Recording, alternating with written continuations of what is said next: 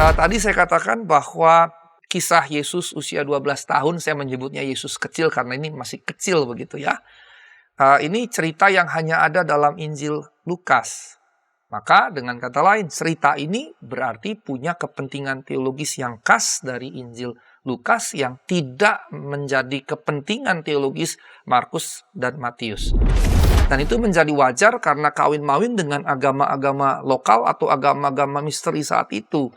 Nah, dengan adanya narasi Yesus kecil usia 12 tahun ini merespons gnostisisme, itu menunjukkan gnostisisme sebenarnya sudah cukup melebar atau menyebar dan berarti sudah mulai kuat karena merasa perlu direspons begitu. Sampai Injil kemudian memberikan ruang, ya, Injil ditulis dan diberikan ruang, satu ruang untuk merespons itu. Pengetahuan yang luar biasa dari seorang anak usia 12 tahun. Anak-anak Israel pada zaman kuno itu dari kecil memang harus sekolah dan ada sekolah bersama, ada yang disebut Bet Hamidras dan yang lain-lain, rumah pengajaran dan seterusnya.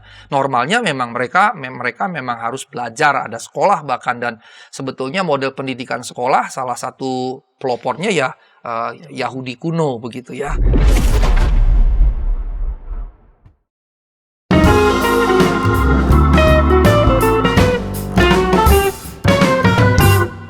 Sahabat YKB, sahabat Ngulik Alkitab, kita jumpa kembali dalam program Ngulik Alkitab. Program Ngulik Alkitab ini diselenggarakan sebagai media, sebagai sarana bagi kita membaca kitab suci, dan kita menggali setiap pesan yang luhur yang ada dalam setiap teks yang kita ulik, dan tentu saja melihat relevansinya bagi kehidupan kita sehari-hari.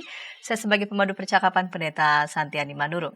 Sahabat, pada episode kali ini kita mengulik Injil Lukas pasal 2, ayat 41 sampai 52, Injil Lukas pasal 2 ayat 41 sampai 52 di bawah judul Yesus kecil di Bait Allah. Dan narasumber yang akan menolong kita mengulik teks ini adalah Bapak Pendeta Asigor P. Sitanggang THD. Salam jumpa kembali Bapak Pendeta Asigor. Salam jumpa kembali Bu Pendeta Santi. Bapak Pendeta Asigor sebagai dosen Biblika di kampus salah satunya Sekolah Tinggi Filsafat Teologi Jakarta Jalan Proklamasi 27 yang terkenal itu. Dan beberapa kampus teologi yang lain ya alma mater saya juga. Ada kampus yang terkenal terkemuka.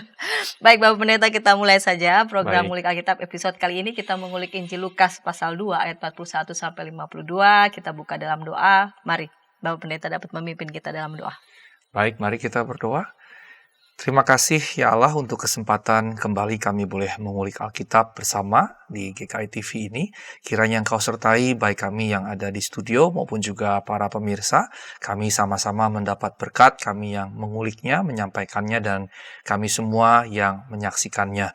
Sertai setiap kami ya Tuhan, dalam nama Tuhan Yesus Kristus kami berdoa dan mengucap syukur. Amin. Amin. Injil Lukas 2 ayat 41 sampai 52, saya akan membacanya. Perikop ini diberi judul Yesus pada umur 12 tahun dalam Bait Allah. Tiap-tiap tahun orang tua Yesus pergi ke Yerusalem untuk merayakan Paskah. Ketika Yesus telah berumur 12 tahun, pergilah mereka ke Yerusalem seperti yang lazim pada perayaan itu. Ketika hari-hari itu berakhir, sementara mereka berjalan pulang, tinggallah Yesus, anak itu, di Yerusalem tanpa diketahui orang tuanya. Karena mereka menyangka bahwa ia ada di antara orang-orang seperjalanan mereka, berjalanlah mereka sehari perjalanan jauhnya, lalu mencari dia di antara kaum, keluarga, dan kenalan mereka. Karena mereka tidak menemukan dia, kembalilah mereka ke Yerusalem sambil terus mencari dia. Sesudah 3 hari mereka menemukan dia dalam Bait Allah.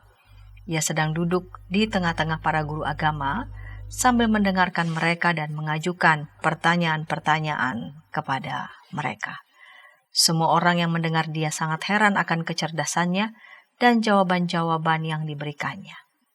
Ketika orang tuanya melihat dia, tercenganglah mereka, lalu kata ibunya, "Nak, mengapa engkau berbuat demikian terhadap kami? Lihat, bapakmu dan aku dengan cemas mencari engkau." Jawabnya kepada mereka, "Mengapa kamu mencari aku? Tidakkah kamu tahu bahwa aku harus berada di dalam rumah Bapakku. Namun mereka tidak mengerti apa yang dikatakannya kepada mereka. Lalu ia pulang bersama mereka ke Nazaret dan tetap hidup dalam asuhan mereka. Ibunya pun menyimpan semua hal itu di dalam hatinya. Yesus makin dewasa dan bertambah hikmatnya dan makin dikasihi oleh Allah dan manusia. Baik Pak Pendeta, di awal segmen pertama ini kita mengulik Injil Lukas pasal 2 ayat 41 sampai 52. Bapak Pendeta dapat memberikan kepada kita gambaran konteks umum Lukas ataupun juga penulis Injil Lukas nih. Ya, baik, terima kasih Pendeta Santi, rekan-rekan semua. Perikop ini menjadi perikop yang sangat menarik, dan sebelum bergerak lebih jauh ke dalam teks ini, saya membiasakan kalau membaca teks melihat strukturnya dulu, membaginya. Dalam tafsir juga, di mata kuliah tafsir yang saya ampu, saya mewajibkan mahasiswa juga membaginya. Ini disebut sebagai analisis naratif, yaitu melihat urutan-urutan cerita. Maka kalau kita lihat pasal 2 ayat 41 sampai 52, kita akan melihat 41, 42 itu pembuka atau prolog. Nah, prolognya itu dimulai di ayat 41, dikatakan bahwa tiap-tiap tahun, yang menunjukkan rutinitas tahunan dari keluarga Yesus pergi ke Bait Allah di Yerusalem. Ini menunjukkan mereka menaati peraturan dalam agama Yahudi. Itu sebagai pembuka, sekaligus juga pembuka berikutnya 42. Kalau 41 secara umum, 42 secara spesifik pada kejadian itu, bahwa ketika Yesus di usia 12 tahun, orang tuanya pun juga membawanya pergi seperti biasa, yang berarti juga menunjukkan rutinitas tahunan, yang berarti juga menunjukkan, dua ayat ini menegaskan mereka adalah orang-orang Yahudi yang sangat taat. Nah, bagian yang kedua, itu ayat 43 sampai 45. Jadi apa yang dikerjakan di Yerusalem, di skip begitu, 43-45 itu langsung pulang. Jadi pembukanya berkisah mereka ke Yerusalem, ke Bait Allah, 43-45 bagian keduanya mereka langsung pulang. Nah, ketika mereka pulang, Yesus tertinggal di Yerusalem. 43 menceritakan mereka pulang, Yesus tertinggal. 44-nya menceritakan mereka berjalan sehari penuh. Rupanya bukan hanya satu keluarga ini rombongan begitu. Ya, rombongan dari Nazaret, mungkin satu perjalanan menuju Nazaret balik. Setelah 1 hari penuh perjalanan pulang, orang tuanya baru sadar Yesus tertinggal. Nah, memang mode transportasi waktu itu yang lumrah jalan kaki. Itu mode transportasi yang lumrah saat itu. Dan 1 harian berjalan kaki itu kira-kira 20 kilo maksimal 20 kilo. Artinya kalau dia sudah jalan seharian, maka paling tidak jarak yang sudah mereka tempuh kurang lebih 20 kilo lah, kurang lebih begitu ya. Saya pernah membaca satu artikel tentang moda transportasi pada waktu itu yang paling lumrah jalan kaki, dan biasanya normalnya jalan kaki itu 1 harian penuh 20 kilo. Kalau naik keledai juga sama 20 kilo. Kalau naik onta lebih sekitar 30. Kalau naik kuda lebih cepat lagi. Nah, karena ini nampaknya jalan kaki, jadi seharian ini menunjukkan 20 kilometer. Nah, setelah itu sadar mereka. Lama juga sadarnya, jadi ini berarti rombongannya banyak. Dan ayat ini menunjukkan orang tuanya mencari di antara rombongan nggak ketemu. Baru ayat 45 diceritakan, mereka akhirnya karena nggak menemukan, oh ini berarti tertinggal di Yerusalem. Baru kemudian mereka mencari Yesus kembali ke Yerusalem. Itu bagian yang kedua. Bagian yang ketiga itu ayat 46 sampai 47, 2 ayat saja. Nah, di 46 dikatakan mereka menemukan Yesus ada di Bait Allah.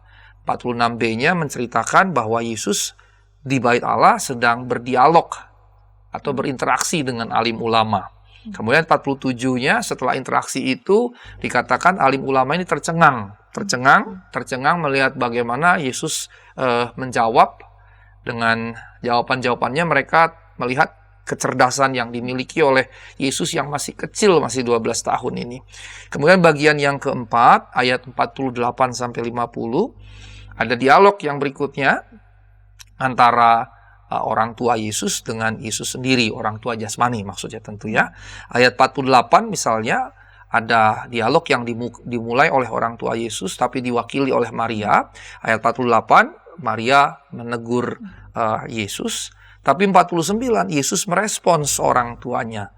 Baru kemudian 50 memberikan kesimpulan dari percakapan itu bahwa orang tua Yesus tidak mengerti apa yang Yesus sampaikan.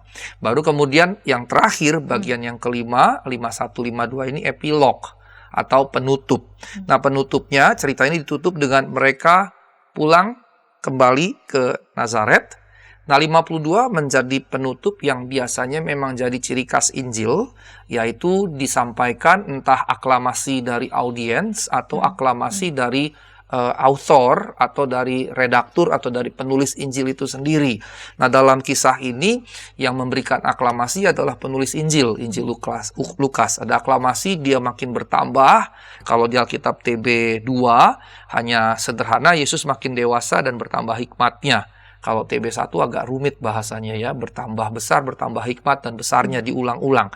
Dan TB2 memang merupakan revisi yang lebih tepat sesuai dengan teks asli.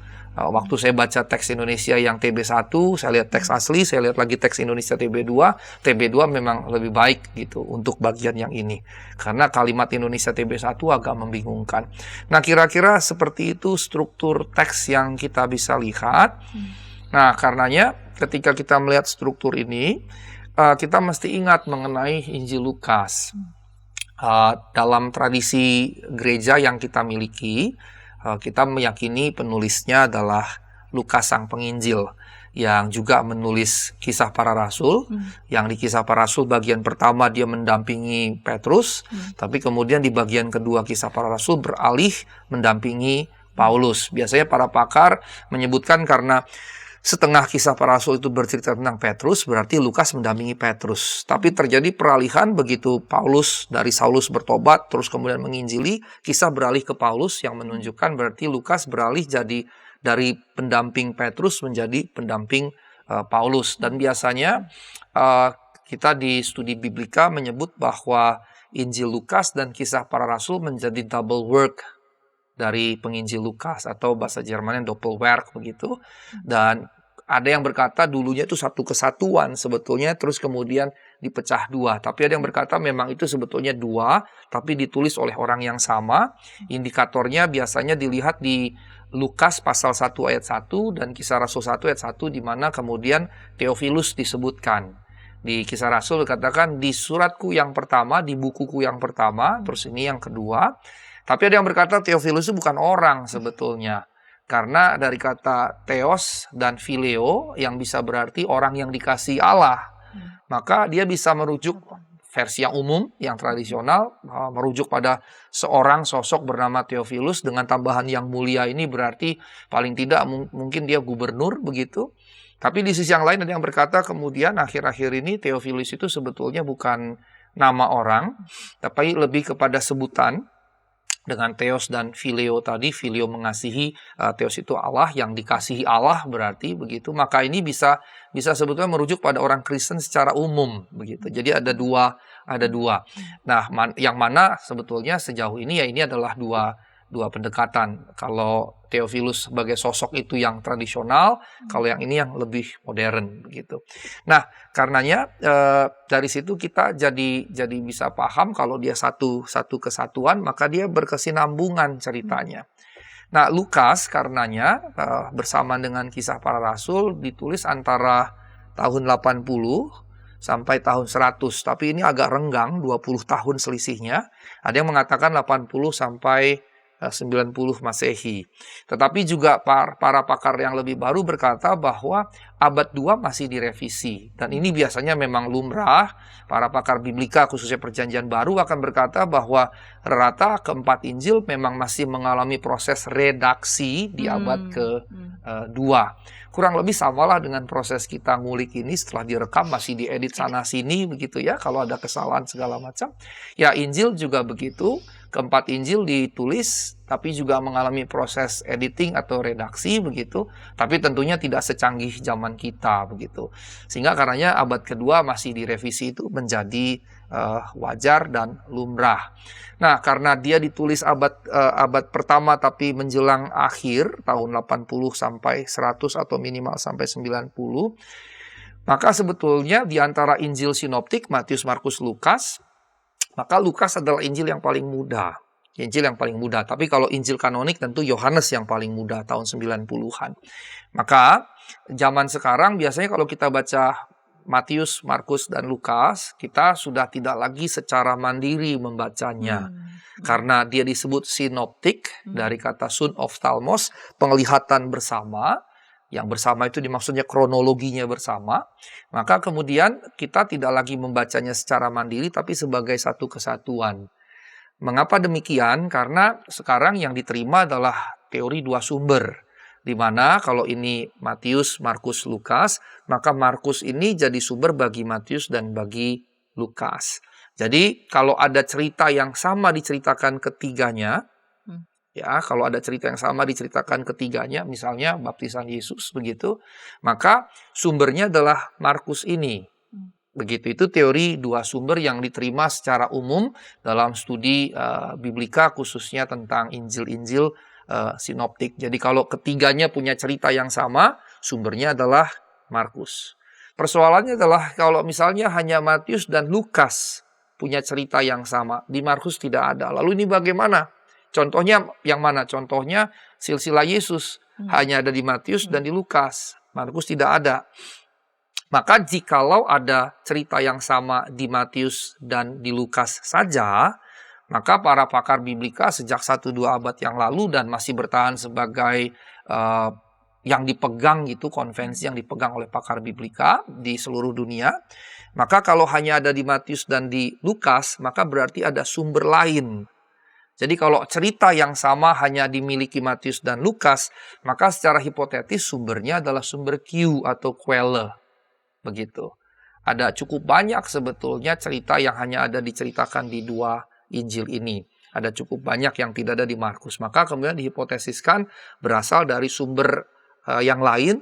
Secara hipotetis namanya disebut sumber Q atau Quelle. Nah, Quelle dalam bahasa Jerman sebetulnya artinya ya sumber gitu. Quelle itu sumber, Quelle sumber-sumber. Nah, berikutnya dalam cakupan teori dua sumber tadi sudah yang pertama, kalau ada 3 cerita dalam ketiga Injil, maka sumbernya Markus. Teori yang kedua, kalau hanya ada cerita dalam Matius dan Lukas, berarti sumbernya secara hipotetis sumber Q. Tetapi yang berikutnya, kalau di Matius saja cerita itu muncul, tapi tidak muncul di Markus maupun di Lukas, maka berarti ada sumber ketiga. Ini hipotesisnya. Dan di Jerman disebutnya Sondergut. Begitu ya, di dalam dunia akademik Amerika dan Inggris bisa disebut berbeda-beda. Begitu, ada yang disebut dengan logion dan seterusnya. Ada beberapa istilah yang digunakan. Saya lebih memilih Sondergut begitu ya. Nah, kalau cerita itu hanya ada di Matius, maka itu disebut berasal dari Sondergut M. Contohnya, kedatangan orang-orang Majus ketika Yesus lahir. Itu hanya ada di Matius. Tidak ada di Markus dan Lukas. Apalagi Yohanes tentunya. Yohanes bahkan kelahiran Yesus pun tidak disebut begitu. Nah, berikutnya ketika hanya ada di Lukas, tidak ada di Markus dan Matius, berarti ada sumber Sondergut tapi disebut Sondergut Lukas, Sondergut L. Berarti Matius punya 3 sumber, Markus, sumber Q atau Quelle, dan Sondergut tadi, Sondergut M. Lukas juga punya 3 sumber, Markus, Q atau Quelle, dan Sondergut L. Begitu. Nah, di Lukas, salah satu cerita yang hanya ada di Lukas, ya Yesus usia 12 tahun. Begitu. Dan karenanya, biasanya kita kemudian menyatakan, jikalau hanya ada di Matius, tidak ada di Markus maupun di Lukas, maka ini khas Matius. Dan karenanya ada kepentingan teologis Matius, atau kepentingan teologis khas Matius di dalamnya. Yang dengan kata lain, inilah karakteristik teologi Matius yang bukan Lukas, bukan Markus. Begitu juga Lukas. Kalau ada kisah yang hanya ada di Lukas, tidak ada di Matius dan Markus, maka cerita atau narasi ini melayani kepentingan teologis Lukas. Begitu. Jadi dia punya misi teologisnya sendiri yang dia ingin sampaikan kepada publiknya, kepada audiensnya, kepada pembaca. Sekarang kita menyebutnya komunitas. Komunitas Lukas, komunitas Matius, komunitas Markus. Nah, tadi saya katakan bahwa kisah Yesus usia 12 tahun, saya menyebutnya Yesus kecil karena ini masih kecil begitu ya. Ini cerita yang hanya ada dalam Injil Lukas. Maka dengan kata lain, cerita ini berarti punya kepentingan teologis yang khas dari Injil Lukas yang tidak menjadi kepentingan teologis Markus dan Matius. Atau secara sederhana berarti begini, Matius dan Markus tidak menganggap ini penting. Sementara Lukas menganggap ini penting. Maka mengapa Lukas menganggap ini penting, Matius Markus tidak? Berarti Lukas punya konteksnya sendiri yang tidak dimiliki oleh Matius dan Markus. Kira-kira begitu Ibu Pendeta Santi. Iya, karena Lukas punya ada beberapa teks begitu ya. Dan salah satu teks ini hanya ada di Injil Lukas. Lukas punya kepentingan yang khas karena ada konteksnya. Kita akan ulas segmen kedua. Namun sebelumnya kita dengarkan bersama-sama berikut ini.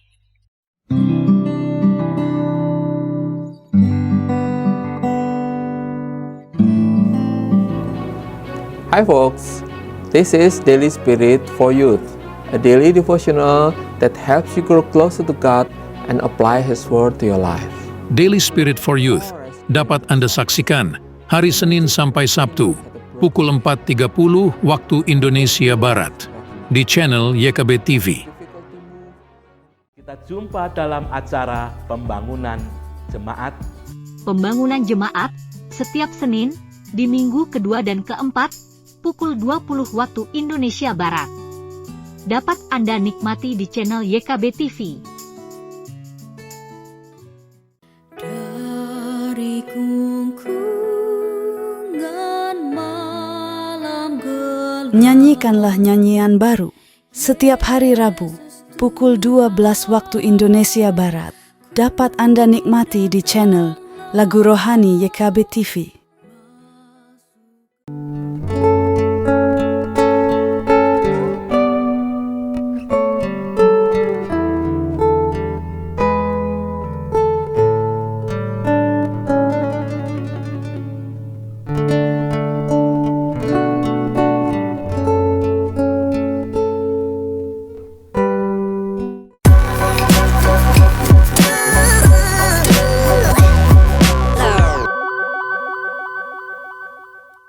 Sahabat, senang masih bersama dengan kami dalam program Ngulik Alkitab. Pada episode kali ini kita mengulik Injil Lukas pasal 2 ayat 41 sampai 52, diberi judul Yesus kecil di Bait Allah. Saya mengajak sahabat dapat berinteraksi di kolom komentar yang sudah tersedia dengan narasumber Bapak Pendeta Sigor P. Sitanggang THD. Baik Bapak Pendeta, kita lanjut di segmen kedua ini. Apa yang menjadi ciri khas ya dalam hal ini teologi Injil Lukas yang kaitannya dalam teks Yesus pada umur 12 tahun dalam Bait Allah yang hanya ada di Injil Lukas. Baik, terima kasih Ibu Pendeta Santi. Tadi saya sudah bercerita mengenai teori dua sumber, ya. Dan dari teori dua sumber itu kita jadi mengerti bahwa ketika ada cerita atau narasi, kita biasanya menyebutnya lebih narasi begitu ya. Ketika ada narasi hanya ada di Matius, berarti ada kepentingan teologi khas Matius. Sementara ketika hanya ada di Lukas, berarti ada kepentingan teologi khas Lukas. Nah, yang menarik adalah narasi Lukas 2 ayat 41 sampai 52 dikisahkan Yesus kecil usia 12 tahun berada di Bait Allah Yerusalem dan hanya ada di Injil Lukas. Ketiga Injil yang lain sama sekali tidak bercerita tentang masa kanak-kanak Yesus, sehingga kita nggak tahu sama sekali. Nah, kita justru bersyukur bahwa kemudian Lukas paling tidak menceritakan sedikit waktu masa kecil. Yang kita tahu selebih itu hanya waktu usia 8 hari dibawa ke Bait Allah dan seterusnya dan seterusnya. Tetapi setelah itu yang kita punyanya tiba-tiba sudah usia 30-an dan melayani begitu. Kita tidak tahu, padahal misalnya di Markus 6 ayat 3 kita punya cerita bahwa orang-orang Nazaret mengenal siapa ibu Yesus, Bunda Maria, dan mengenal siapa adik-adik Yesus secara jasmani, ya, Yakobus, Yudas, Yoses, Simon atau Simeon. Bahkan di Markus 6 ayat 3 dan paralelnya di Matius dikatakan dan ada juga saudari-saudarinya. Yang artinya dia punya saudari atau saudara-saudara perempuan begitu. Tapi kita cuma dapat sekelumit itu yang menggambarkan ini loh kira-kira kisah kehidupan secara kekeluargaan begitu ya, secara jasmani dari Yesus. Nah, Lukas bukan hanya punya cerita yang tadi yang sama dengan Markus 6 ayat 3, tapi punya usia 12 tahun ini. Maka karenanya kita mesti menggali, mengulik kira-kira kalau begitu apa kepentingan teologis yang dilayani oleh narasi ini begitu. Nah, ketika kita mendalami Injil Lukas yang tadi saya katakan ditulis antara 80 sampai 100, ini yang longgar, kalau yang lebih ketat 80 sampai 90. Di periode ini abad pertama tapi paruhan kedua, Gnostisisme itu sudah muncul. Walaupun nanti baru di abad ketiga, keempat dia direspons dengan tegas oleh gereja dalam konsili-konsili begitu ya. Dalam konsili Nisea, Kalsedon dan lain-lain mereka menjawab, merespons itu. Tapi sebetulnya akar Gnostisisme itu sudah ada bahkan ketika para penulis Injil masih hidup, minimal di Lukas begitu. Nah, ketika Injil Lukas ditulis, maka dengan periode 80 sampai 100 tadi, dengan paruh kedua menjelang masuk abad kedua, Gnostisisme sebetulnya bukan hanya sudah muncul, tapi sudah menyebar. Mengapa? Karena beberapa pakar bahkan menarik Gnostisisme itu kepada Simon si penyihir di Kisah Para Rasul. Kalau dalam bahasa Inggris biasanya Simon Magus atau Simon the Magi begitu ya. Artinya sebetulnya Gnostisisme itu juga sudah mulai muncul di zaman para rasul, gitu, era rasuli. Dan itu menjadi wajar karena kawin-mawin dengan agama-agama lokal atau agama-agama misteri saat itu. Nah, dengan adanya narasi Yesus kecil usia 12 tahun ini merespons Gnostisisme, itu menunjukkan Gnostisisme sebenarnya sudah cukup melebar atau menyebar dan berarti sudah mulai kuat. Karena merasa perlu direspons begitu. Sampai Injil kemudian memberikan ruang, ya, Injil ditulis dan diberikan ruang, satu ruang untuk merespons itu. Nah, salah satu gagasan utama dari Gnostisisme itu adalah apa yang disebut dengan doketisme. Dari kata dokein. Dokein itu menjadi kelihatan seperti, atau bahasa Inggrisnya to seem gitu. Artinya bukan benar-benar begitu, tapi seperti itu. Nah, doketisme ini menjelaskan bahwa tubuh fisik Yesus itu hadirnya secara semu, secara ilusi. Artinya bukan tubuh darah daging seperti ini. Mengapa? Sebetulnya pada saat itu berkembanglah berbagai macam pemikiran teologis tentang Allah. Allah dianggap agung, mulia, terpisah dari manusia. Ini juga tentu pengaruh dari berbagai macam pemikiran pada saat itu, baik pemikiran lokal Mediterania maupun juga Yunani Romawi. Yang biasanya memang membedakan antara yang rohani dengan yang jasmani. Yang rohani lebih tinggi, yang jasmani lebih rendah. Itu misalnya direspons oleh Paulus di 1 Korintus 15 terkait kebangkitan tubuh begitu. Bagi orang Yunani Romawi, roh suci, tubuh itu najis begitu, rendah begitu, sehingga ketika mati dalam pemikiran filosofi Yunani kuno, kematian adalah pembebasan roh dari tubuh. Tubuh jadi dianggap penjara. Maka mengcounter itu kemudian digagaslah dalam 1 Korintus 15 kebangkitan tubuh tadi begitu. Mahasiswa saya sedang menulis skripsi tentang ini, menarik begitu. Karena di Indonesia, saya agak keluar sedikit, di Indonesia ada 3 terjemahan untuk pengakuan 5 rasuli. Ada kebangkitan daging, kebangkitan tubuh, dan kebangkitan orang mati. Yang dalam bahasa Yunani, pengakuan 5 rasuli dalam bahasa Yunani itu sebetulnya sarkos, kebangkitan daging. Nah, kembali ke sini, jadi Paulus merespons mitologi filosofi Yunani kuno. Begitu juga Lukas sebetulnya. Dia merespons yang campur baur begitu. Misalnya konsep roh itu lebih tinggi, lebih agung, lebih mulia, lebih suci. Yang jasmani itu lebih rendah, lebih hina, dosa, dan seterusnya. Dengan pemisahan begini, maka gak mungkin dong Allah yang agung, yang mulia, yang suci jadi daging. Kan daging kan hina. Daging kan kotor, najis, dan seterusnya. Penjara pula gitu. Jadi nggak mungkin dong Allah jadi manusia berdarah daging seperti ini. Jadi Allah jadi menajiskan, menghinakan, membuat dirinya masuk dalam dosa. Itu ide dari Gnostisisme, khususnya doketisme, yang nampaknya bagi sebagian orang masuk akal pada zaman itu. Begitu. Dan Karenanya berarti kalau gitu waktu Yesus jadi manusia, dia nggak punya tubuh jasmani betul-betul gitu. Seperti kita, tidak ada tubuh jasmani yang real atau yang sesungguhnya berdarah, berdaging. Nah, dalam kerangka menyanggah itu, khususnya paham yang kemudian disebut doketisme itu, maka kemudian penulis Injil, penginjil Lukas, menyediakan ruang dalam Injil yang dia tulis. Dan menurut saya Lukas ini seorang yang luar biasa. Lukas 1 ayat 1 itu kalau kita boleh keluar sedikit, dikatakan kalau dalam bahasa Indonesia TB 1 sebagai pembuka Injilnya, dikatakan banyak orang telah berusaha menyusun suatu berita tentang peristiwa-peristiwa yang telah terjadi di antara kita, seperti yang diteruskan kepada kita oleh mereka yang dari semula adalah saksi mata dan pelayan firman.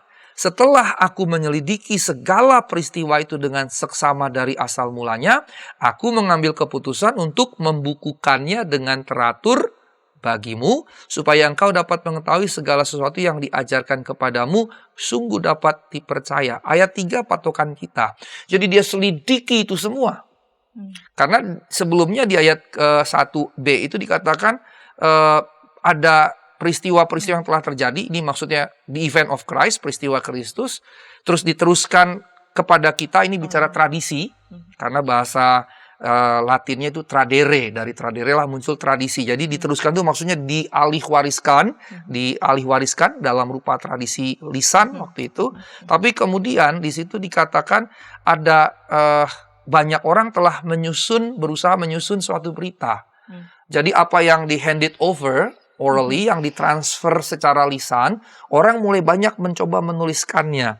Nah kemudian dia menyelidiki semua itu, baru dia menyusun supaya dikatakan, supaya kemudian bisa dibukukan secara teratur. Ini menunjukkan kecerdasannya dia. Sehingga intensi memasukkan narasi Yesus usia 12 tahun menjadi bagian dari apa yang dia cantumkan di ayat 1 sampai ayat 4 tadi. Nah karenanya, dengan kata lain, kita bisa katakan ini bukan ketidaksengajaan. Karena dari jelas tadi bahwa dia menyusun dengan teratur gitu, memang dia mendesain sehingga pasal 2 ayat 41-52 memang didesain untuk menjawab itu. Dan karenanya memang dia ingin menyanggah gnostisisme tadi. Dia sediakan ruang untuk apa? Untuk menunjukkan bahwa Yesus memang manusia, buktinya apa? Lahir. Tapi bukan hanya lahir. Kalau lahir kan Matius Markus menceritakannya. Tapi bukan hanya lahir, tetapi juga dia bertumbuh secara jasmani. Seperti lazimnya semua manusia di dunia ini. Kita semua harus lahir dulu untuk ada di dunia ini. Kemudian kita bertumbuh. Nah ayat yang terakhir 52 dari pasal 2 ini menceritakan hal yang penting. Dalam TB2 bahasanya lebih mudah. Yesus makin dewasa dan bertambah hikmatnya, makin dikasihi oleh Allah dan manusia. Maka ini berarti Lukas mau menunjukkan Yesus lahir dan mengalami pertumbuhan secara jasmani yang lazim seperti manusia lainnya. Maka dengan kata lain, yang kita bisa sampaikan berarti narasi Yesus usia 12 tahun ini melayani tujuan ini. Dan menjadi kepentingan teologis dari penginjil Lukas. Kepentingan apa? Bahwa dia manusia begitu. Dia manusia benar-benar seperti kita. Bukan seperti doketisme yang semu. Yang tidak berdarah dan berdaging. Yang nanti kalau kita tarik lebih jauh, berarti juga dia mau menyanggah doketisme tadi. Dia mau menyanggah pemisahan disparasi yang begitu jauh antara yang rohani dengan yang jasmani. Yang rohani begitu suci, agung, mulia. Sementara yang jasmani, najis, berdosa, hina, dan seterusnya. Berarti Lukas juga mau menyanggah teologi pemisahan ini. Teologi dualisme kemanusiaan ini. Roh dan tubuh itu dianggap dua hal yang terpisah jauh. Bahkan tubuh jadi penjara. Sehingga dia menyanggah teologi itu sendiri. Jadi bukan sekedar Artinya bukan sekedar bercerita bahwa dia pernah lahir dan bertumbuh, tapi dalam penceritaan ini dia mau menyanggah doketisme sekaligus teologi yang menjadi basis pemikiran doketisme. Yang nanti pada akhirnya, nanti di bagian berikutnya saya akan bawa bahwa ini menunjukkan sebetulnya konsep kristologis Lukas begitu. Nah, karenanya ayat 52 yang tadi saya sudah bacakan, ada kata makin dewasa, ada kata bertambah hikmatnya, makin dikasih Allah itu lain ya, karena penekanannya pada makin dewasa, makin bertambah hikmat, yang menunjukkan perkembangan ini, perkembangan normal seorang manusia. Anak yang baru lahir kan pasti nggak bisa berjalan. Bertambah usia, dia mulai bisa merangkak, berjalan. Baru lahir nggak bisa bicara, bertambah usia mulai bicara mama, papa. Yang konon kata pertama yang diucapkan bayi di seluruh dunia adalah mama. Gitu ya, bukan papa, mama. Nah, itu penelitian. Jadi hasil penelitian menunjukkan bayi dimanapun, di belahan manapun, bahasa apapun, kata pertama yang bisa dikatakan bayi adalah mama. Begitu. Sehingga mama itu dimengerti di semua bahasa. Nah, kemudian juga secara intelektual, ketika dia mulai bisa bicara, dia nggak bisa langsung bisa baca juga. Dia mesti belajar dulu, dan seterusnya. Dia belajar bahasa ibu, kata banyak orang, mother tongue is a grace, a gift. Other languages we must learn. Jadi ada yang berkata bahwa bahasa ibu itu adalah anugerah, bahasa yang lain kita mesti pelajari. Tapi sekalipun anugerah kan dia belajar.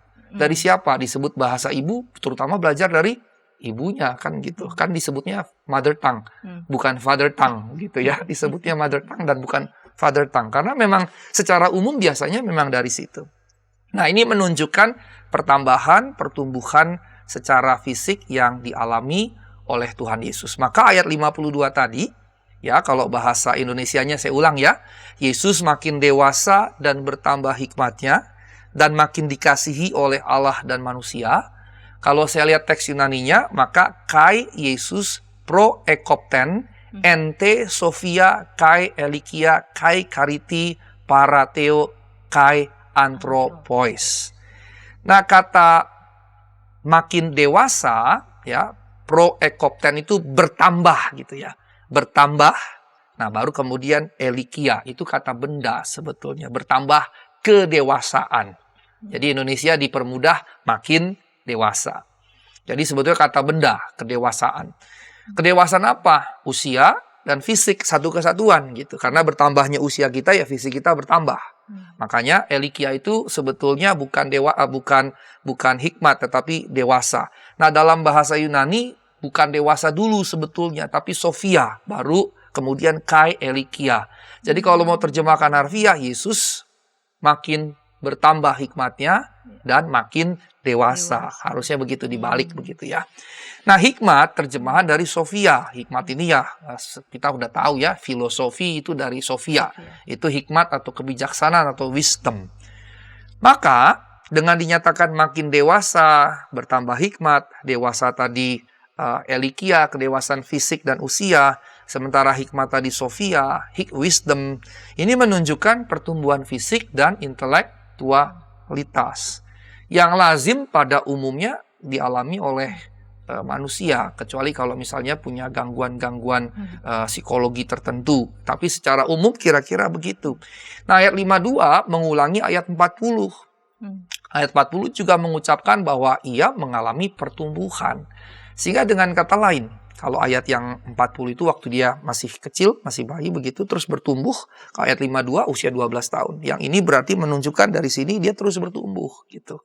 Nah, dengan berkata makin kan ini progres dan makan waktu, bukan satu kejadian tapi proses. Sehingga dengan mengucapkannya 2 kali, Lukas mau menegaskan dia betul-betul manusia sepenuhnya seperti kita semua begitu, untuk menyanggah yang tadi disampaikan oleh doketisme tadi. Demikian Bu Pendeta Santi. Ya, di segmen kedua Bapak Pendeta telah menjelaskan ya kepentingan apa yang mesti harus Injil Lukas sampaikan di perikop ini, karena memang ada konteks besar yang ada di sekitar penulis Injil Lukas, yaitu doketisme, gnostisisme.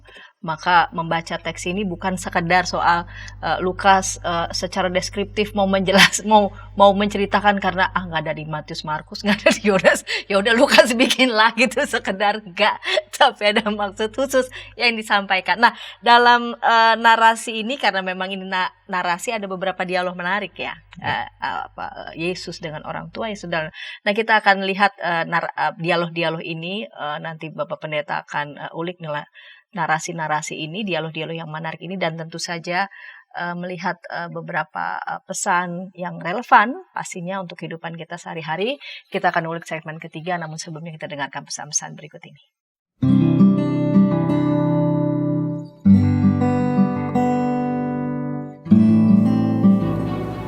Hi folks, this is Daily Spirit for Youth, a daily devotional that helps you grow closer to God and apply His Word to your life.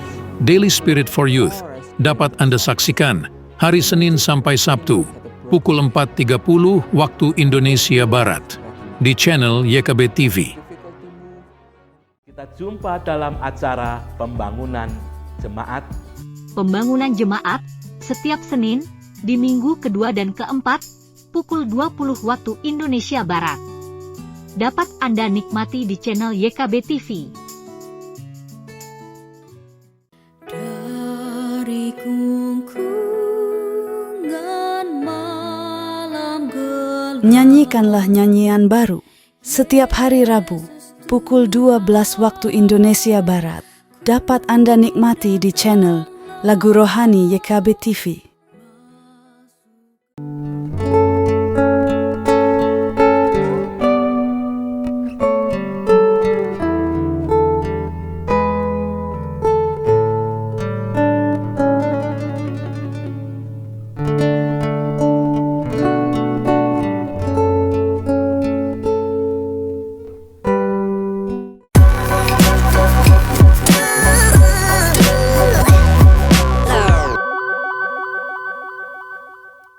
Sahabat, senang masih bersama dengan kami dalam program Ngulik Alkitab. Pada episode kali ini kita mengulik Injil Lukas pasal 2 ayat 41 sampai 52. Diberi judul Yesus Kecil di Bait Allah. Kita masuk ke segmen ketiga, segmen penutup. Saya mengajak sahabat dapat berinteraksi di kolom komentar yang telah tersedia. Baik Bapak Pendeta, kita lanjut di segmen yang ketiga ini.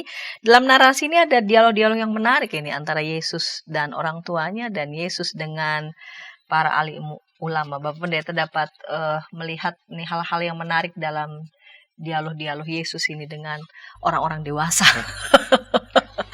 Baik, terima kasih. Rekan-rekan sekalian, ada dua dialog di sini. Dialog yang pertama itu tidak langsung, indirect begitu ya, indirect speech, naratornya yang menceritakan. Sementara dialog yang kedua itu ditulis dalam direct speech begitu ya. Nah, kita masuk dulu ke dialog yang direct begitu, dalam direct speech antara Yesus dengan orang tuanya. Biasanya kalau dalam kuliah saya senang sekali bikin tabel ini, karena kalau dibikin tabel justru jadi makin menarik. Kalau kita lihat yang pertama ini, dialog antara Yesus dengan orang tuanya, maka kejadiannya adalah tadi di awal saya sudah katakan mereka pergi dulu sehari.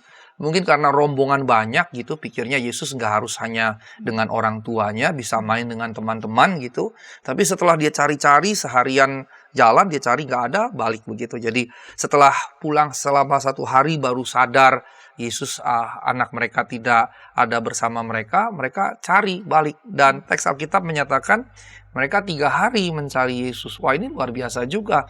Luar biasa dalam pengertian berarti 1 hari sudah pergi, terus balik lagi nyari 3 hari, berarti total 4 hari. Yang saya pikir bagaimana misalnya makannya mereka dan juga makannya Yesus misalnya.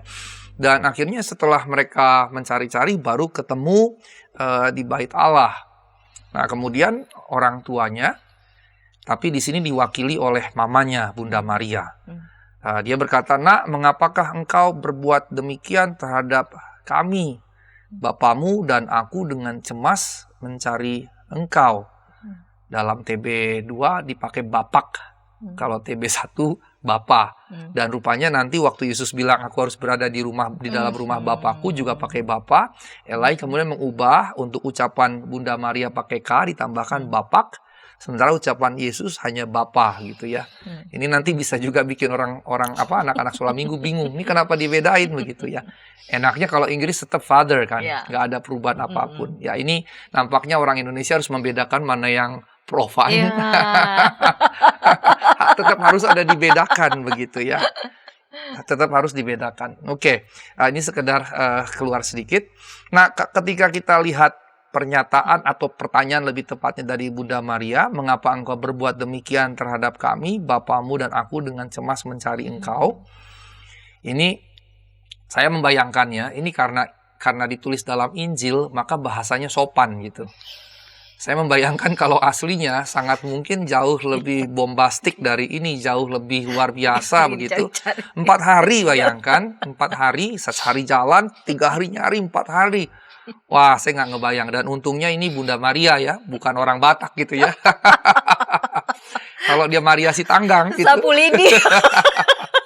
Bisa sapu lidi, bisa penggaris kayu yang 1 meter, bisa macam-macam lah gitu ya. Apalagi ini kan 2000 tahun yang lalu.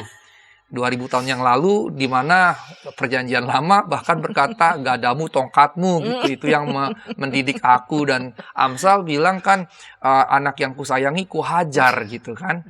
Dan tongkat itu didikan. Jadi sebetulnya pada zaman itu, mukul anak itu bagian dari edukasi, gitu ya. Bagian dari edukasi. Jadi sekali lagi, secara guyonan, tapi sebetulnya ini konkret, sebetulnya ini serius begitu. Bahasa di sini jelas sudah mengalami tentunya diubah menjadi sedemikian santun begitu. Tetapi yang menarik justru bahasa Tuhan Yesus. Jawaban Yesus, mengapa kamu mencari aku? Tidakkah kamu tahu bahwa aku harus berada di dalam rumah Bapakku? Nah, ini menarik. Kalau tadi saya katakan bagaimana makannya, kita nggak tahu. Tetapi mungkin saja karena di Bait Allah kan ada persembahan korban bakaran ya. Berbagai jenis persembahan yang disampaikan. Dan ada persembahan yang memang boleh dimakan begitu kan.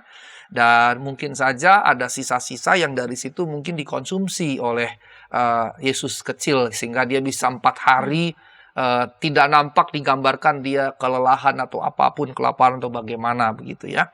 Kelihatan justru dia enjoy sekali, dan ini menunjukkan berarti secara fisik dia tidak mengalami kelaparan atau kelelahan. Sangat mungkin karena memang di Bait Allah secara rutin, apalagi ini habis Paskah gitu ya, ada persembahan korban Paskah, anak domba Paskah dan yang lain-lain yang disembelih begitu, yang dikorbankan. Nah, kembali ke cerita tadi. Ketika Yesus berkata, mengapa kamu mencari aku? Tidakkah kamu tahu, aku harus berada di dalam rumah Bapakku? Nah, kalau kita membayangkan dalam relasi keluarga biasa, orang tua biasa dengan anak biasa, yang benar adalah orang tua pasti marah begitu. Jangankan hilang 4 hari gitu ya. Anak kita ngelayap sore belum pulang gitu, bisa kita cari. Dan ya, kalau zaman sekarang ya kita takutnya dituntut KDRT gitu ya. Tapi zaman saya kecil, waduh, banyak jurus orang tua saya, terutama mama saya. Ada jurusan cubit yang kemudian dipelintir begini kan. Ada jurus gitu dicubit terus dipelintir begini 360 derajat gitu. Bisa dibayangkan dahsyatnya begitu. Nah, kalau kita melihat situasi ini dalam perspektif orang tua dan anak biasa, keluarga biasa, maka sangat lumrah kalau orang tua akan sangat marah dengan perilaku yang seperti itu. Begitu. Ini catatannya. Hanya di sisi yang lain, yang menarik adalah Yesus hilang 4 hari bukan melakukan hal-hal yang gak benar, bukan jadi anak jalanan begitu kan. Saya mendapat cukup banyak cerita orang tua kehilangan anaknya yang kabur, dan kemudian anaknya jadi street children, anjal, anak jalanan gitu, ngamen segala macam. Kalau dia udah remaja, bahkan dia sudah bisa bergaul bebas dengan lawan jenis dan seterusnya. Dan kalau anak kita stres begitu, kita yang pasti stres begitu. Tetapi di sini juga kita belajar ada aspek positifnya, bahwa anak-anak yang berbeda belum tentu buruk. Ini sebetulnya catatan pentingnya. Nah, persoalannya lagi nih, dengan kultur kita, apalagi di Indonesia, TK saja sudah harus belajar baca tulis, begitu kan. Apalagi SD, banyak SD yang tidak mau menerima murid dari TK kalau belum bisa baca tulis, dan seterusnya. Ada tuntutan-tuntutan yang begitu keras begitu. Belum lagi kalau kita berkaca pada kelas menengah gitu ya. Tuntutan kepada anak-anak bisa luar biasa begitu. Kalau saya antar anak saya ingat sekali pernah beberapa kali saya dengan istri saya berjumpa, ada anak yang nilainya di bawah KKM. Itu orang tuanya bisa marah sekali sama anak-anaknya, hanya gara-gara tidak dapat KKM gitu. Anak-anaknya bisa ditegur dengan keras, bahkan bisa dicaci maki begitu. Misalnya bisa sampai, bodoh kamu begitu. Saya kadang-kadang geli juga kalau ada orang tua mencaci maki anaknya begitu. Kalau ada orang tua bilang, semoga yang mendengarkan tidak ada. Kalau sampai ada orang tua yang bilang, dasar anak bodoh. Dia lupa, itu anaknya, bukan anak tetangga. Kalau anaknya bodoh, itu kan anaknya gitu. Dari siapa, dari mana kebodohan itu? Kan nggak mungkin dari tetangga begitu ya. Tapi yang saya maksud begini, hal-hal yang tidak biasa atau yang kita cap buruk, belum tentu buruk sebetulnya. Yesus misalnya 4 hari hilang, ternyata lagi kuliah umum. Kuliah umum teologi gitu. Cari di gereja zaman sekarang, cari anak kecil usia 12 tahun yang mencintai rumah Tuhan seperti itu, nggak mau keluar dari gereja, dengerin khotbah segala macam. Kayaknya nggak ada begitu. Nah, kalau saya bawa keluar, saya ingat Albert Einstein. Waktu SD, Albert Einstein ini dianggap bukan hanya bodoh, tapi idiot. Dan akhirnya dia nggak masuk SD begitu.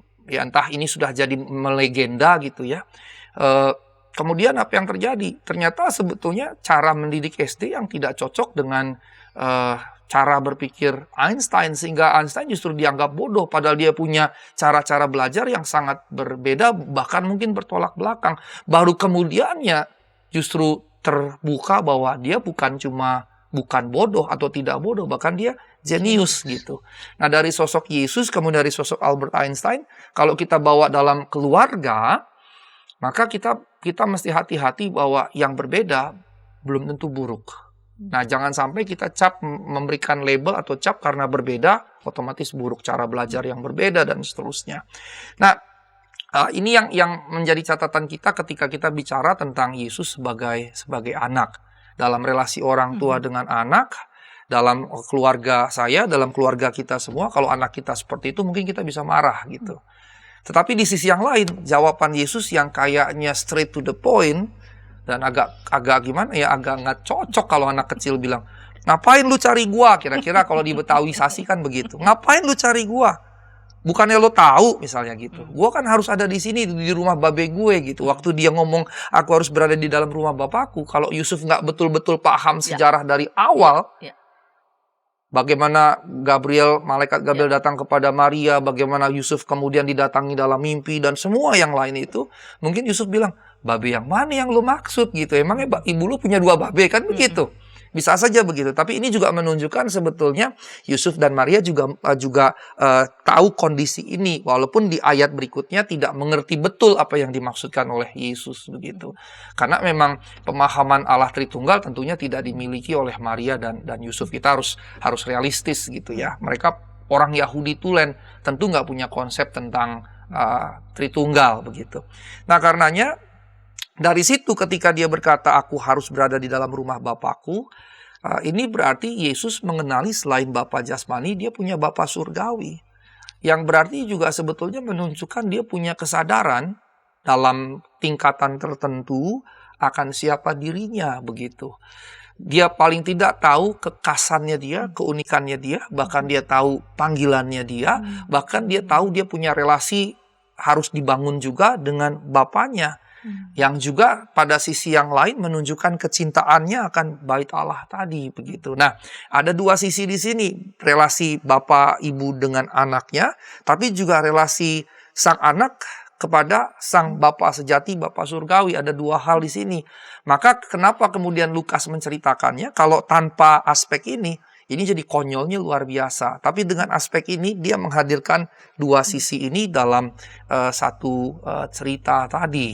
Sehingga 2 aspek ini dihadirkan oleh Lukas. Sehingga ini seakan-akan digambarkan Lukas jadi membenarkan ini. Yang tanpa ini nggak mungkin begitu. Sudah mendapatkan pukulan luar biasa begitu. Itu dialog yang pertama yang hadir dan yang menarik begitu. Nah, yang saya lihat kemudiannya Yusuf nampak tidak berperanan di sini. Yang berperanan Bunda Maria. Yusuf seperti silent player, pemain yang diam saja. Dan biasanya kita memahami Yusuf itu sedikit lebih tua, menikah di usia tua. Maria sementara istilah dalam pengakuan Imam Rasuli perawan muda itu sebenarnya memang betul-betul masih sangat muda gitu ya. Yang kalau pakai konsep berpikir zaman sekarang pedofilia sebetulnya. Karena itu sekitar usia 13-14 tahun sebetulnya. Makanya memang cara berpikir kitab suci tidak boleh serta-merta langsung dihakimi dengan cara berpikir modern. Karena pada zaman itu lumrah gitu. Kalau zaman sekarang tidak lumrah lagi. Nah, kalau kita lihat Yusuf jadi silent player di sini dan maminya Bunda Maria lebih dominan. Nah, ini juga sebetulnya menunjukkan sesuatu relasi suami istri yang menarik. Tidak harus yang dominan itu bapak gitu. Tidak harus yang dominan itu ayah. Dan kalau kita lihat Bunda Maria memainkan peranan yang sangat kuat. Apalagi ketika kemudian di usia 12 tahun Yusuf masih disebut, tapi di Markus 6 ayat 3, Yesus disebut anak Maria, bukan anak Yusuf lagi. Di usia sekitar 30-an, Yesus disebut anak Maria, bukan anak Yusuf, yang menunjukkan berarti antara usia 12 ke 30, mungkin tidak lama kemudian Yusuf meninggal, sehingga orang-orang Nazaret taunya dia anak Maria. Begitu. Padahal penyebutan anak itu kan harusnya ngikut nama bapak yang lumrah. Kayak saya Sitanggang, marga bapak saya Sitanggang, bukan ikut Naibaho marga ibu saya. Tapi dengan disebut anak Maria, menunjukkan bahwa Yusuf sangat mungkin di momen itu sudah lama mati sehingga masyarakat Nazaret taunya orang tuanya Maria. Tapi ketika 4 namanya disebut, saudara-saudaranya disebut, yang menunjukkan Maria menjadi sosok ibu yang bekerja luar biasa keras begitu untuk menghidupi keluarga ini. Dan dari situ juga saya jadi mengerti mengapa Yesus melayani di usia 30 tahun. Karena dia anak pertama. Ketika bapak meninggal, anak pertama menggantikan sang bapak. Dan dalam hal apa? Menghidupi adik-adiknya. Sehingga kalau diurutkan 4 adik laki-laki dan adik-adik perempuan, sangat mungkin Yesus menanti dulu semuanya menikah dulu. Supaya mandiri, tidak bergantung pada ibunya. Begitu. Saya pernah juga menulis satu tentang ini dan membawa seminar tentang ini. Dan karenanya wajar di usia 30. Dan dari situ nampak bahwa Maria bahkan single mother gitu. Dalam konteks itu dia jadi single mother. Dan dalam konteks ketika masih ada Yusuf, dia lebih memiliki peranan yang lebih kuat. Dan ketika kemudian Yusuf meninggal, dia jadi single mother yang juga tangguh. Bayangkan berapa banyak yang harus dia hidupi. Di sisi yang lain, Yesus sebagai manusia, sebagai anak pertama, anak sulung juga punya tanggung jawab. Dia tahu panggilannya dari usia 12 tahun. Lukas kan menunjukkan dia tahu, aku harus ada di rumah bapakku. Tapi dia menanti dulu sampai adik-adiknya dewasa di usia 30. Karena kalau kita hitung per tahun saja, katakan adik laki-laki 8, adik laki-laki 4, maka wajar usia 30 tahun dia baru kemudian memulai misi pelayanan yang dari usia 12 tahun digambarkan dia sudah tahu. Nah, kita masuk dalam dialog yang kedua. Dialog yang kedua ini juga menarik, yaitu dialog Yesus dengan alim ulama. Sebetulnya hanya disebutkan di 26 dan di 27. Nah, kalau kita bikin tabel juga menarik. Ayat 26b itu dikatakan bahwa alim ulama mengajar. Maaf, 46 ya. 46b, ayat 46b itu alim ulama mengajar. Dan di situ kemudian kalau kita baca, ya, dikatakan ia sedang duduk di tengah-tengah para guru agama. Kalau dalam bahasa TB1 alim ulama, sambil mendengarkan mereka. Jadi yang berbicara pertama kali adalah alim ulama atau guru agama. Jadi guru agama, jadi kalau kita bikin table level pertama itu alim ulama ngoceh, mengajar, Yesus mendengar. Tapi kemudian ayat 46 itu berkata, sambil mendengarkan mereka dan mengajukan pertanyaan-pertanyaan kepada mereka. Jadi alim ulama atau para guru agama mengajar, Yesus mendengar.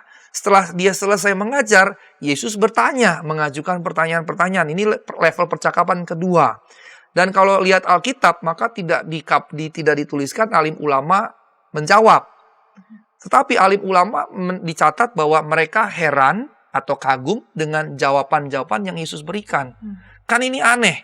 Yang bertanya Yesus, yang menjawab Yesus juga gitu. Alim ulama tidak dikatakan menjawab. Sehingga kalau kita bikin tabelnya, maka di level pertama alim ulama mengajar, Yesus mendengar. Masuk ke level kedua, tahap kedua, Yesus bertanya, alim ulama diam. Nggak bisa jawab. Nah baru level ketiganya, Yesus menjawab pertanyaan-pertanyaannya sendiri. Alim ulama terheran-heran dan kagum melihat kecerdasan anak usia 12 tahun. Maka dari situ, kalau kita urut-urutkan tadi itu, Yesus menyimak pengajaran alim ulama atau guru agama, Yesus bertanya kemudian mereka tidak bisa jawab, Yesus menjawab sendiri pertanyaan-pertanyaannya. Saya sebagai dosen, saya sudah 9 tahun jadi dosen. Sebelum saya studi S3 ke Jerman, saya itu guru dari TK, SD, SMP, SMA, sekitar 4 tahun. Kalau sampai ada murid saya bertanya, terus saya nggak bisa jawab, terus murid saya sendiri menjawab pertanyaannya, kalau saya nih, saya bisa getok itu anak gitu. Karena apa? Ini ngerjain dosen gitu, ini ngetes gitu kan. Ini ngetes, lu ngetes gua gitu. Yang artinya si anak tahu, saya nggak tahu gitu. Dan mau menunjukkan kalau saya nggak tahu dan dia tahu. Yang ujung-ujungnya mempermalukan saya kan di depan murid-murid yang lain. Makanya kata mereka heran dalam Alkitab itu juga sudah dihaluskan. Saya yakin sebetulnya mereka bukan cuma heran, tapi juga kesal begitu. Heran jelas, kok bisa sih dia nanya, gue nggak bisa jawab, tapi dia bisa jawab sendiri. Bisa sangat-sangat mungkin dia kesal. Kenapa? Kalau lu tahu jawabannya, ngapain lu nanya gitu. Nah karena saya 9 tahun dosen, 4 tahun jadi guru gitu ya katakanlah 14-15 tahun saya sudah ada dalam dunia pengajaran. Ini kalau disingkirkan sedikit dulu bahwa dia adalah Allah yang berinkarnasi jadi manusia, ini murid yang kacau gitu. Dia jelas pintar, tapi pintarnya dia untuk menjatuhkan orang begitu. Pintarnya dia untuk menjatuhkan pengajar. Kira-kira seperti itu. Nah, ketika kita melihat teks ini dengan gamblang seperti itu, maka menunjukkan dua hal. Yang pertama, dalam situasi biasa, situasi normal, ini jadi melecehkan sebetulnya. Melecehkan para guru agama. Yang kalau zaman sekarang bisa dibandingkan dengan pendeta-pendeta atau dosen-dosen teologi bahkan. Bayangkan kalau Ibu Pendeta Santi khotbah atau ngajar sekolah minggu atau remaja gitu. Kemudian teruna misalnya, datang yang kayak gini, ibu nggak bisa jawab, terus dia jawab sendiri pertanyaannya. Wah, tak mau pites gitu rasanya kan. Jadi ini kalau dalam situasi biasa normal, ini sebetulnya melecehkan. Bisa dibandingkan dengan dosen-dosen teologi yang dilakukan oleh seorang usia 12 tahun, ya kelas 6 SD atau kelas 1 SMP, begitu. Tapi di sisi yang lain, yang tadi saya sudah sebutkan, menunjukkan pengetahuan yang luar biasa dari seorang anak usia 12 tahun. Anak-anak Israel pada zaman kuno itu dari kecil memang harus sekolah dan ada sekolah bersama, ada yang disebut Bet Hamidras dan yang lain-lain, rumah pengajaran dan seterusnya. Normalnya memang mereka memang harus belajar, ada sekolah bahkan, dan sebetulnya model pendidikan sekolah salah satu pelopornya ya Yahudi kuno begitu ya. Tapi tetap ini menunjukkan dengan disparitas yang luar biasa. Yesus nanya, dia nggak bisa jawab, mereka nggak bisa jawab, terus Yesus jawab sendiri, menunjukkan perbedaan yang kentara sekali dari segi intelektualitas, pemahaman terhadap tentu yang dipercakapkan kitab suci. Nah, karenanya saya tiba pada kesimpulan dari teks kita ini ya, teks yang sangat menarik begitu. Yang kalau kita tidak membaca dalam perspektif kristologis, tapi dalam perspektif yang umum, kita akan bilang ini anak ngaco gitu. Kita akan bisa berkata begitu. Nah, yang kita bisa simpulkan, narasi ini khas Lukas. Karena tidak ada dalam ketiga Injil kanonik lain. Nah, karenanya tadi di awal saya jelaskan panjang lebar, berarti merespons gnostisisme. Nah, dalam hal apa dia merespons? Ada dua. Yang pertama, Yesus adalah manusia sepenuhnya, seperti manusia lainnya, yang melalui pertumbuhan jasmani dan intelektual secara progresif, bertahap, sejak lahir secara wajar sampai beranjak remaja dan seterusnya, seperti manusia lainnya. Artinya tidak di-bypass tiba-tiba jadi seperti itu. Dia tetap melalui proses itu semua. Itu dari sisi kemanusiaannya. Yang kedua, dari gambaran ini hanya mungkin dia melakukan itu kepada ibu dan bapaknya, dan kemudian merespons para guru agama atau alim ulama dengan cara yang seperti itu, dengan pemahaman dari perspektif Lukas tentunya, yang mau dihadirkan Lukas, bahwa Yesus adalah Mesias dan dia mengenal siapa dirinya. Sehingga dengan kata lain, dia bukan tiba saja jadi Mesias ketika dibaptisan. Karena kan ada juga yang mengajarkan dia diadopsi, gitu ya, adopsionisme. Dan ini juga yang mau disanggah selain doketisme. Tadinya manusia biasa yang diadopsi pada saat baptisan, misalnya, adopsionisme. Tidak dikatakan demikian dengan dia tahu usia 12 tahun, aku harus ada di rumah bapakku segala macam. Secara tidak langsung, Lukas mau berkata, Yesus tahu dirinya adalah Mesias, dia mengenal siapa dirinya, dan bahkan mengenal bagaimana relasinya dengan sang Bapa, begitu. Dan dari situ menjadi wajar kalau dia punya kerinduan akan bait Allah, akan rumah Bapa sedemikian besar, dan menjadi wajar kalau memiliki pemahaman dan hikmat yang, ya kita harus jujur berkata, melampaui manusia biasa, begitu. Melampaui manusia biasa. Karenanya, tujuan teologis atau kepentingan teologis dari narasi ini adalah menunjukkan dua aspek Kristus yang berkelindan dalam dirinya, yaitu kemanusiaannya yang utuh, bertumbuh dari lahir, anak-anak, remaja, dan seterusnya. Kemanusiaannya yang utuh, pada sisi yang lain, keilahiannya yang utuh. Nah, yang menarik adalah ini diceritakan sedemikian rupa untuk menghadirkannya, tetapi Lukas pun tidak memiliki rasa tanggung jawab, dalam pengertian dia tidak wajib untuk menjelaskan bagaimana sepenuhnya ini terwujud dalam diri Yesus. Jadi dia tetap menyediakan ruang misteri, yang sebetulnya ruang misteri itu akan terus ada sampai kapanpun. Bagaimana dia berkelindan secara apik bahkan indah antara kemanusiaannya dengan keilahiannya, kita tidak akan pernah tahu dalam gambaran pemahaman yang sempurna. Tetapi tujuan teologis yang mau dihadirkan adalah dengan narasi ini, dia sepenuhnya manusia dan dia sepenuhnya ilahi, kemanusiaan yang utuh, keilahian yang utuh dihadirkan secara bersamaan dalam narasi ini. Nah, itu yang saya mau sampaikan sebagai kesimpulan Ibu Pendeta Santi. Saya mau tanya sedikit, Pak.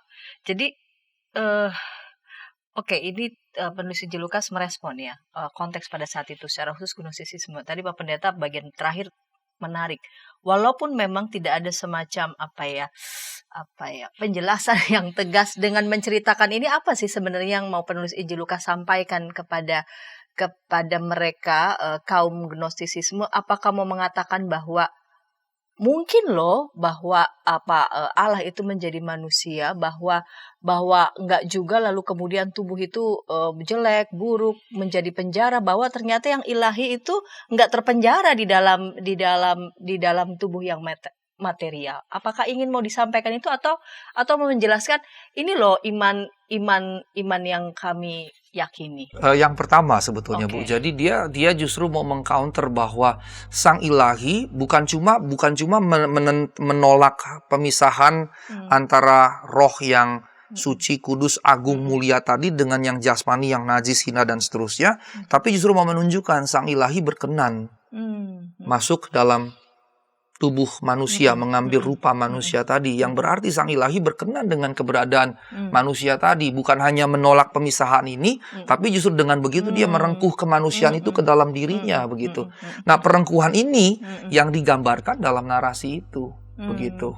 Dengan dia jadi manusia sepenuhnya, bertumbuh betul-betul dari bayi, dari lahir seperti manusia lainnya, menunjukkan sang ilahi justru berkenan dengan kemanusiaan dan merengkuh itu, bahkan menjadikan dirinya bagian dari kemanusiaan itu. Itu yang dimaksud. Sehingga dia mengcounter betul doketisme tadi, walaupun saya sedikit menyinggung adopsionisme tadi. Adopsionisme tadi kan jelas waktu dibaptisan dia diangkat Mesias. Yang artinya sebelum diangkat jadi Mesias, dia manusia biasa. Tapi dengan usia 12 tahun punya pemahaman yang melampaui alim ulama atau guru agama di bait suci, ini sebetulnya menunjukkan mahkamah agama yang terdiri dari ahli-ahli Taurat, kemudian juga imam-imam kepala, dan kemudian tetua Yahudi. Yesus digambarkan melampaui mereka bahkan ketika usia 12 tahun. Jadi menunjukkan tetap aspek ilahinya. Sehingga dia adalah sang ilahi yang menjadi manusia dari sejak lahir. Bukan diadopsi pada saat baptisan tadi, begitu. Justru dia menyangga, dia mengcounter, ya bukan saja mengcounter bahwa pemisahan yang sedemikian ya antara yang fisik itu dianggap buruk, melainkan Allah sendiri berkenan berdiam dan merengkuh kemanusiaan itu, kemanusiaan itu menjadi bagian. Betul. Ya.